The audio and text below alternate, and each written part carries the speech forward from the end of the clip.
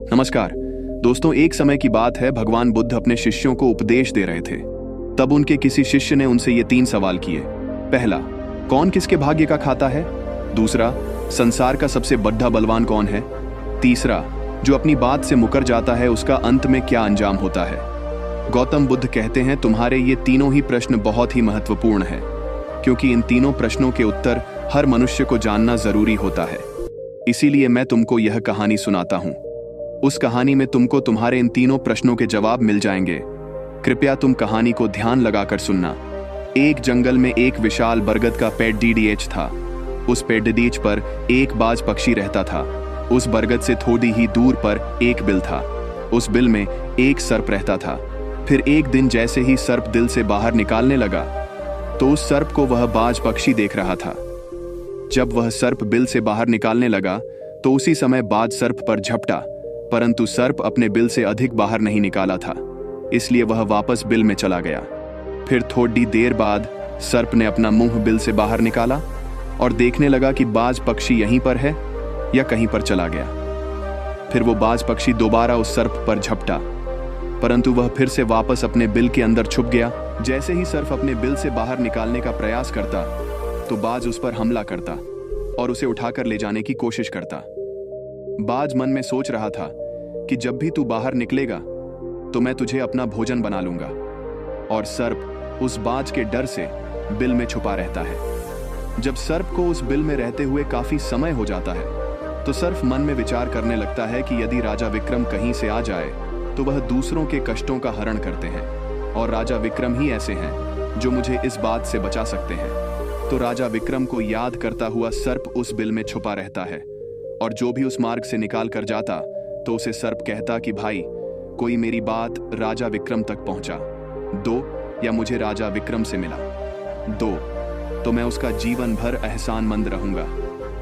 फिर एक दिन राजा विक्रम, जो दूसरों के दुखों को दूर करते थे, वह जंगल में जा रहे थे और उसी मार्ग से निकाल कर जा रहे थे। तभी सर्प को पता चला कि रास्ते से कोई जा रहा हो, तो वह सर्प बिल के अंदर से ही कहने लगा, भाई, कोई मुझे राजा विक्रम से मिला दे तो मैं उसका जीवन भर एहसानमंद रहूंगा। ये बात जब राजा विक्रम ने सुनी तो राजा विक्रम कहने लगा, क्यों भाई, आपको राजा विक्रम से क्या काम है?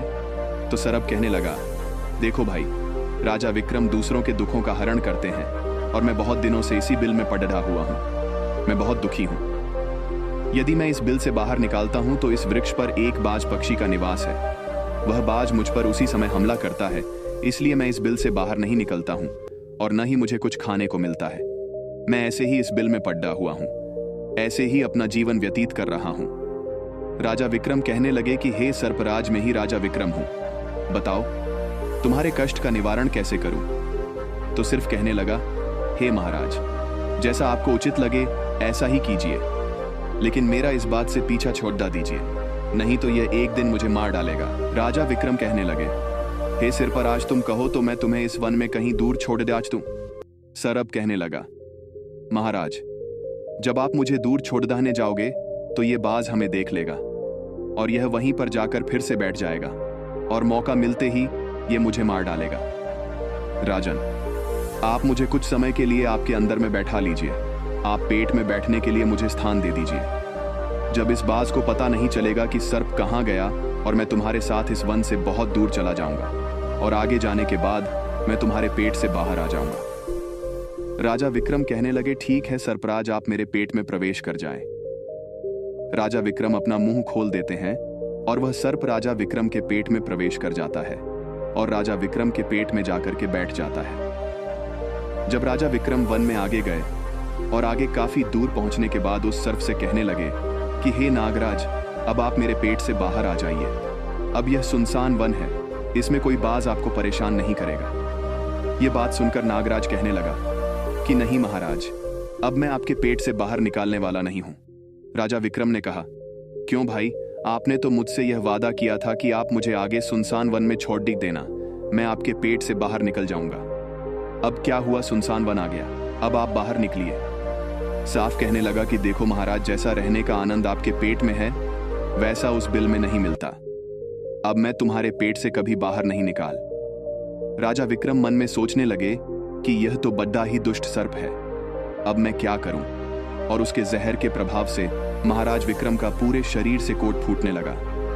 महाराज विक्रम के शरीर से कोट निकाल आया। राजा विक्रम मन में सोचने लगे कि अब मैं यदि राजधानी को वापस जाऊंगा तो यह अभी संभव नहीं है, क्योंकि मैं इस वक्त कोढ़ी हो गया हूं और मुझे इसी वन में रहकर इस नागराज से भी छुटकारा पाना है। यह सोचकर महाराज विक्रम एक पेड्डीएच के नीचे झोपड़ी बनाकर सो जाते हैं।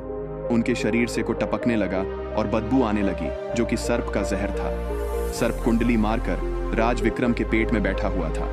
राजा विक्रम उस वन में पड़ी हुई एक कोढ़ी की हालत में है। अब इधर उन्हीं के समय एक प्रसिद्ध जनपद था। श्रावस्ती और श्रावस्ती नगरी के महाराजा थे ताम्रध्वज। महाराज ताम्रध्वज के 3 पुत्रियां थीं और राजा ताम्रध्वज बद्धा अहंकारी और बद्धा ही अभिमानी राजा था। फिर एक दिन उसने अपनी तीनों बेटियों से पूछा कि बताओ बेटियों, तुम किसके भाग्य का खाती हो? फिर उनमें से 2 बेटियां तो राजा के डर से कहती हैं कि पिताजी, हम तो आपके भाग्य का ही खाते हैं। परंतु उनमें से राजा की एक चित्ररेखा नामक बेटी थी। वह चित्ररेखा अपने पिता ताम्रध्वज कहती है कि नहीं पिताजी, मैं किसी के भाग्य का नहीं खाती हूं, मैं तो केवल अपने ही भाग्य का खाती हूं। उस बेटी की बात सुनकर राजा को बहुत क्रोध आया और राजा ने उसी समय नाई और ब्राह्मण को बुलाया और नाई और ब्राह्मण से कहने लगा कि इन दोनों बेटियों का रिश्ता तो आप किसी राजा के यहाँ करके आइए, और जो ये बड्डी वाली बेटी है, इसका रिश्ता किसी कूड़ी कलंक की या जिसके हाथ पैर नहीं हो उसके साथ करके आइए। फिर राजा का आदेश मिलते ही नाई और ब्राह्मण उन तीनों बहनों का रिश्ता करने के लिए चल देते हैं। उन्होंने राजा की दोनों छोटी बेटियों का रिश्ता तो राजवंशों में कर दिया, परंतु तीसरी बेटी के लिए वर ढूंढते ढूंढते हुए उसी वंश से निकाल कर जा रहे थे जिस वन में राजा विक्रम अपनी झोपड़ी में कोढ़ी के रूप में पड़े हुए थे। उनके शरीर से कोढ़ बह रहा था। तो राजा विक्रम को देखकर नाई और ब्राह्मण आपस में कहने लगे कि इससे अच्छा तो कोई व्यक्ति हमें नहीं मिलेगा, इसलिए इसके साथ ही राजा की लड़ियचकी का संबंध करके चलते हैं। फिर राजा विक्रम के साथ नाई और ब्राह्मण ने राजा ताम्रध्वज की लड़ की चित्ररेखा का विवाह तय कर दिया और राजा ने भी बहुत जल्दी ही चित्ररेखा को उस वन में ले जाकर कि वहीं उस कड्ड ही राजा विक्रम के साथ उसका विवाह संपन्न कर दिया। राजा विक्रम जैसे महापराक्रमी राजा समय की चपेट में आ गए और एक कोढ़ी का जीवन गुजार कर रहे थे। वह लड्डच की बद्धी पतिव्रता थी। वह अपने पाती राजा विक्रम की सेवा करती थी और वह दोनों छोटी बहनें जो थीं, वह बड्ढे बड्ढे राजाओं के घर में गई तो वह तो आराम की जिंदगी जी रही थी, लेकिन चित्रलेखा राजा विक्रम के साथ दुखी जीवन काट रही थी। कहते हैं जो अपने नियम और सिद्धांतों पर रहता है और जो धर्म का पालन करता है, ईश्वर हमेशा उसे सुखी रखना ही पसंद करता है। भगवान उसे हमेशा आनंद प्रदान करता है।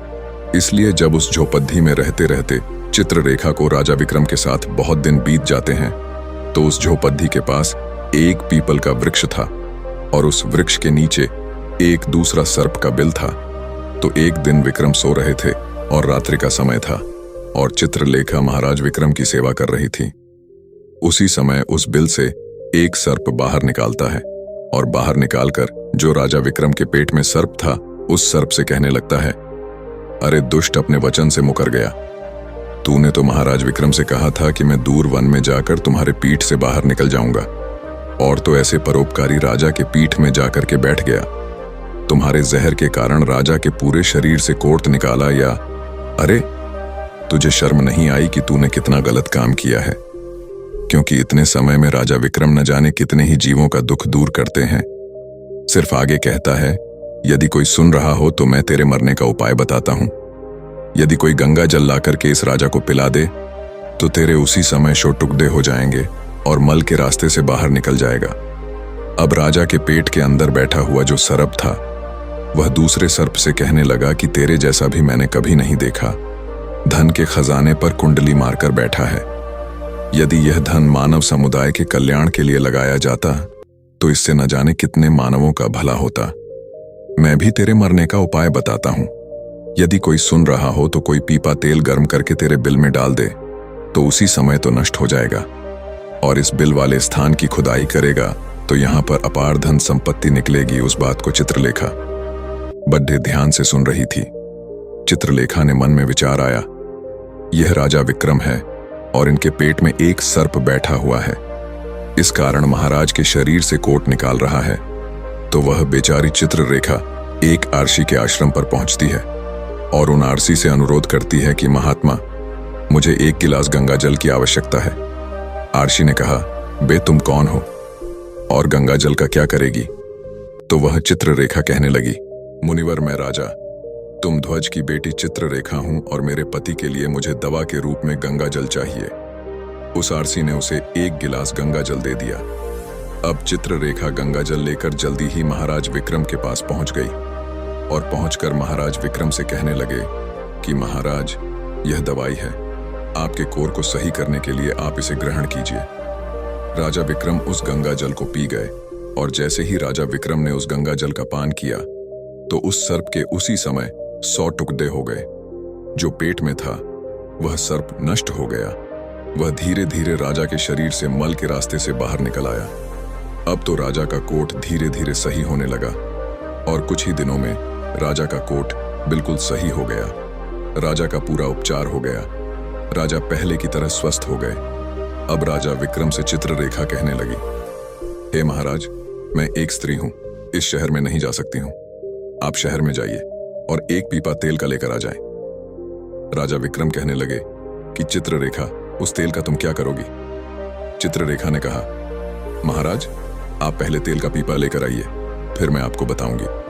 फिर चित्ररेखा की बात सुनकर राजा विक्रम बाजार में जाते हैं और वहां से 1 पीपा तेल का लेकर आते हैं। फिर चित्ररेखा वहां आग जलाती है और उस आग पर उस तेल को गर्म करती है और गर्म करके उस सर्प के बिल में खाली कर देती है। जैसे ही उस बिल में वह गर्म तेल डाला गया तो सर्प की मृत्यु हो गई। राजा विक्रम से चित्ररेखा कहने लगी कि महाराज, स्थान को खोद दीजिए। फिर राजा विक्रम ने जब उस स्थान की खुदाई की तो वहां से अपार धन संपत्ति निकाली।